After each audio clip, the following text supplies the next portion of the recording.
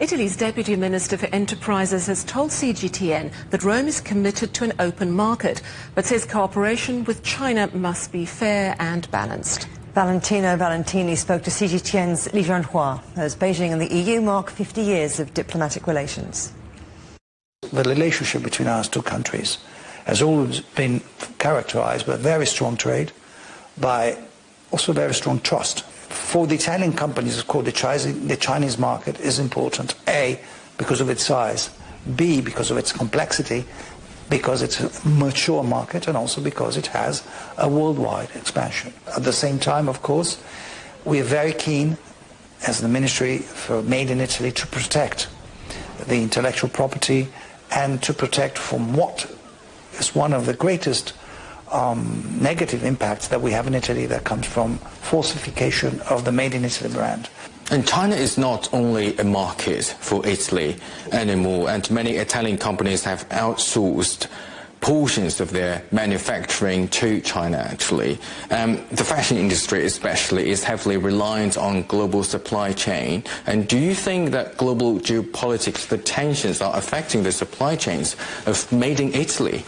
Made in Italy is not where things are made, but it's how things are made. The substantial part of the product, be it the creativity, be certain manufacturing processes, have to be made in that part. 60% of that has to be Italian, 40% can come from all over the world. Well, that's what everybody's doing. As you know, Italy was in the part of the Silk Road, came out of the Silk Road. The Silk Road belonged to that skewed kind of situation. It was done by the government who did that for ideological reason. We're very much happy to be on your market, but we don't appreciate lots of cheap Chinese not regulated product coming to ours.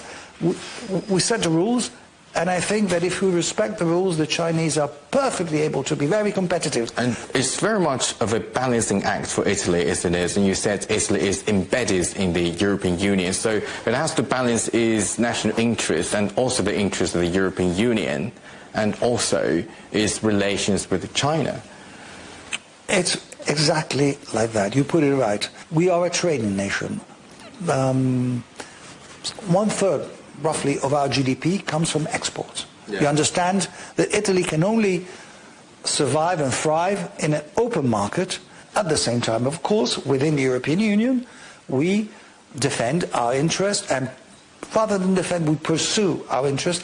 Italy can help in finding, like you said, the right balance, or the harmonious relationship that the world needs. The harmonious relationship, or the common ground between the two countries. And sustainability is a major pillar of Italy's economic strategy, and is where Italy and China can possibly find common ground.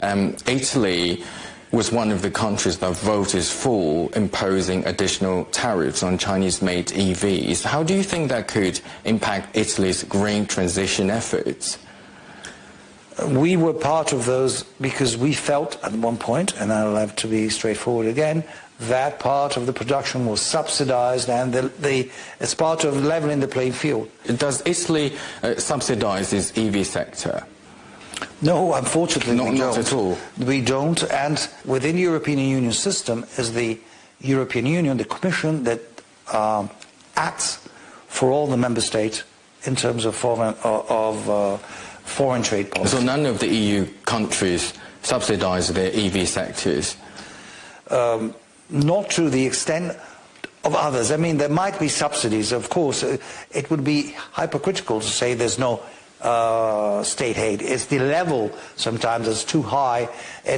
Or even without even without the state aid, sometimes there's such an imbalance that you have to protect your products. And what is complicating the situation? Global geopolitics right now is Trump's return to the White House, and he has threatened sweeping tariffs on the US traditional allies, including the European Union, Italy. And how do you think that would impact Italy's economy? Tariffs exist, as I said, always existed, smaller, bigger. There are kind of adjustment mechanisms that we have in the world economy in many sectors. If they become too much for too long, they can stifle complete development. But they're raised high for a certain amount of time and then brought down to reasonable levels again, we might be hopeful that it's just a temporary adjustment we go through. It has to be temporary, hopefully an adjustment, hopefully we find ways to prevent the other perspective, which run the risk of being negative for everybody.